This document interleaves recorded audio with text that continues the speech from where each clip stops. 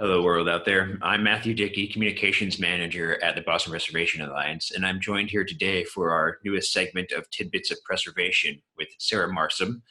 She is a friend of mine who is kind of the reason I got roped into preservation over years and years of stewardship, doing these really amazing tours across the Rust Belt. Sarah is also a heritage resource consultant and the creator of the Tiny Activist Project. Thanks for having me.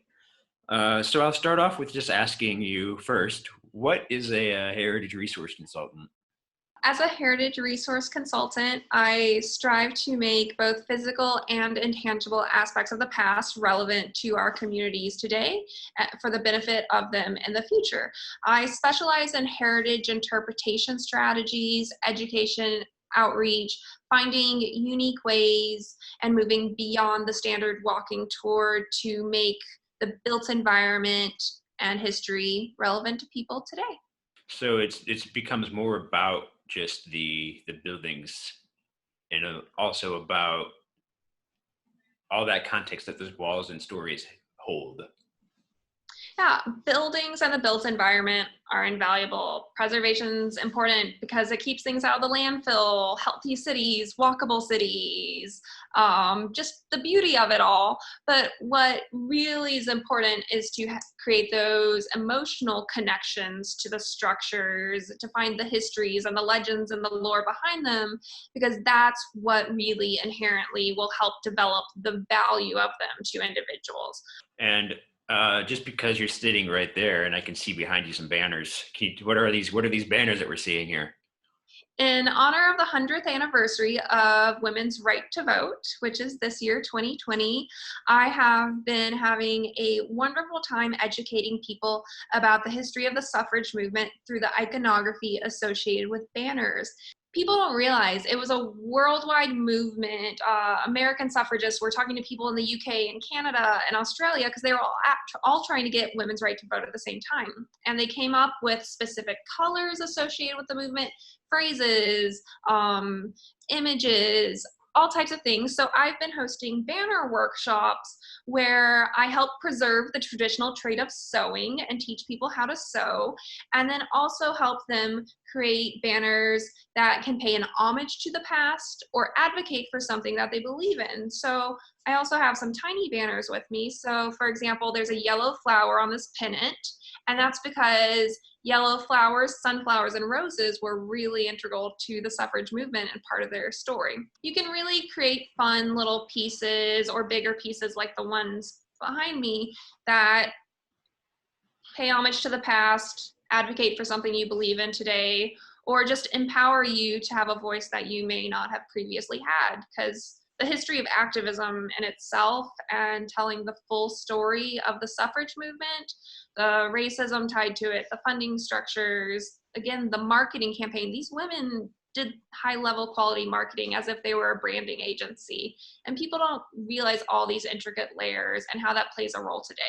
I think that's one thing that really, in my mind, makes you stand out among the preservation crowd in a way, because it's just amazing to see how many creative ways there are to engage with our past. And yes, there's a power of being there, but there's also a power of being able to build or make an experience. Well, if we truly want to expand who we're connecting to, whether we're talking about age, race, socioeconomic backgrounds, we have to not just reevaluate our existing tools, the way we do walking tours, which I'd say most historic sites do.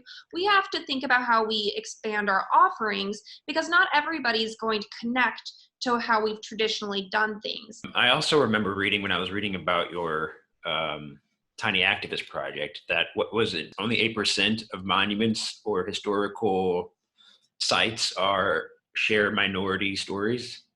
It's estimated based on the data available from the National Park Service that less than 10% of the National Register of Historic Places designations are labeled for significance that's associated with women, people of color, or the LGBTQIA community.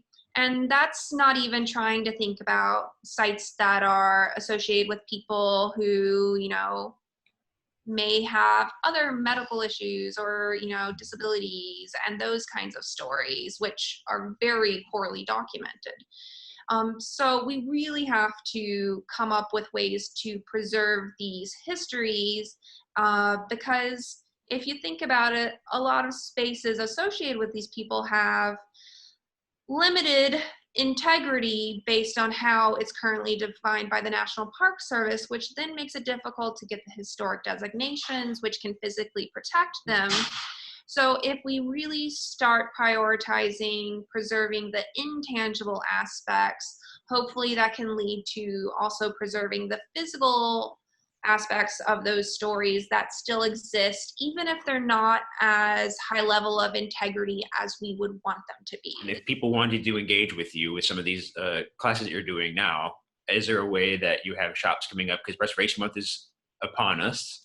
What kind of activities are you doing for people to join from their homes? Well, check out my website, sarahmarsom.com, and click on the events page, and you'll see all upcoming events. I have everything from a zine workshop where people get to learn how to self-publish and how to tell stories in a more DIY strategy. I have virtual suffrage banner workshops where I'll be helping people create small banners like these, and also you're going to learn the full iconography associated with the suffrage movement. I think we'll call it quits there. I'm not sure how long this has been going, but I'll say thank you very much for joining us, and hopefully we'll see you on a screen sometime soon. Happy to be here.